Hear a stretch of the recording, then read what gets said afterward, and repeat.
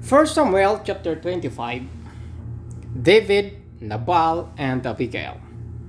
Now Samuel died, and all Israel assembled and mourned for him, and they buried him at his home in Ramah. Then David moved down into the desert of Paran. A certain man in Maon, who had property there at Carmel, was very wealthy. He had 1,000 goats and 3,000 sheep, which he was shearing in Carmel. His name was Nabal, and his wife's name was Abigail. She was an intelligent and beautiful woman, but her husband was surely a man in dealings. He was a Calebite. While David was in the wilderness, he heard that Nabal was shearing sheep. So he sent 10 young men and said to them, "Go up to Nabal at Carmel and greet him in my name. Say to him, 'Long life to you, good health to you and your household, and good health to all that is yours.' Now I hear that it is sheep shearing time, when your shepherds were with us. We did not mistreat them, and the whole time they were at Carmel, nothing of theirs was missing. Ask your own servants, and they will tell you. Therefore, be favorable toward many men, since we come at a festive time. Please give your servants and your son David whatever you can find for him." When David's men arrived, they gave Nabal his message in David's name. Then they waited. Nabal answered David's servants, "Who is this David? Who is this son of Jesse? Many servants are breaking away from their masters these days. Why should I take my bread and water and the meat I have slaughtered for my shearers and give it to men coming from who knows where?" David's men turned around and went back. When they arrived, they reported every word. David said to his men, "Each of you strap on your word." So they did, and David strapped his own as well. About 400 men went up with David, while 200 stayed with supplies. One of the servants told Abigail, Nabal's wife, "David sent messengers from the wilderness to give our masters his greetings, but he hurled insult at them. Yet these men were very good to us. They did not mistreat us, and the whole time we were out in the fields near them, nothing was missing. Night and day they were a wall around us. The whole time we were herding our sheep near them.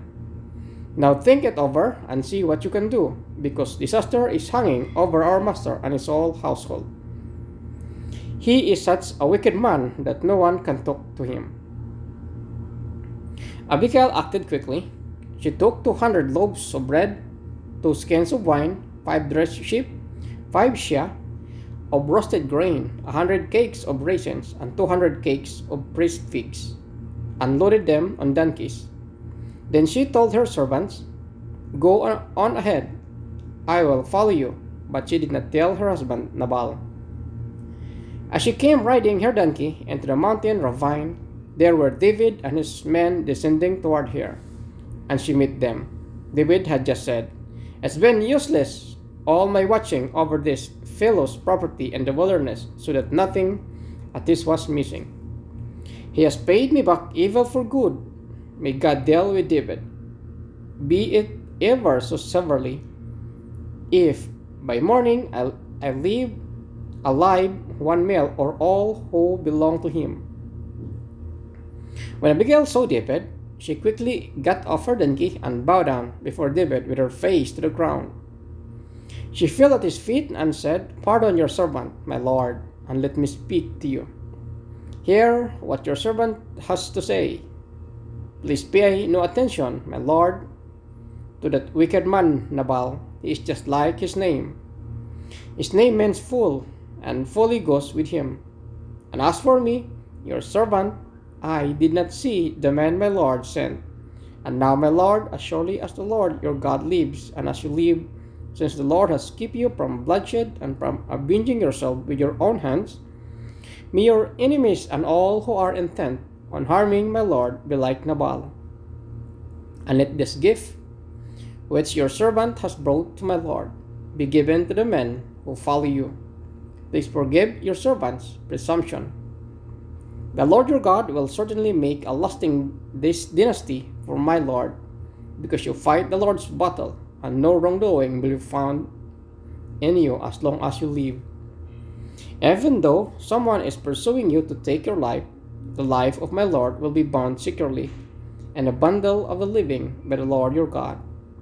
But the lives of your enemies he will hurl away as from the pocket of the sling. When the Lord has fulfilled for my Lord every good thing he promised concerning him and has appointed him ruler over Israel, my Lord will not have on his conscience the staggering burden of needless bloodshed or of having avenged himself. And when the Lord your God has brought my Lord success, remember your servant. David said to Abigail, Praise be to the Lord, the God of Israel, who has sent you today to meet me. May you be blessed for your good judgment and for keeping me from bloodshed this day and from avenging myself with my own hands. Otherwise, as surely as the Lord, the God of Israel, lives, who has kept me from harming you, if you had not come quickly to meet me, not one male belonging to Nabal would have been left alive by daybreak. Then David accepted from her hand what she had brought him and said, Go home in peace. I have heard your words and granted your request. When Abigail went to Nabal, he was in the house holding a banquet like that of a king. He was in high spirit and very drunk.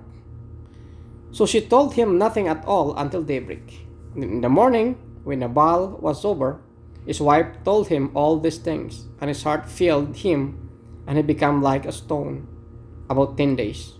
Later, the Lord struck Nabal, and he died.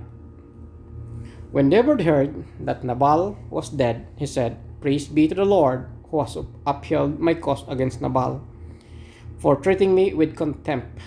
He has kept his servant from doing wrong, and has brought Nabal's wrongdoing down on his own head. Then David sent word to Abigail, asking her to become his wife. His servant went to Carmel and said to Abigail, David has sent us to you to take you to become his wife. She bowed down with her face to the ground and said, I am your servant, and I am ready to serve you and wash the feet of my Lord's servant.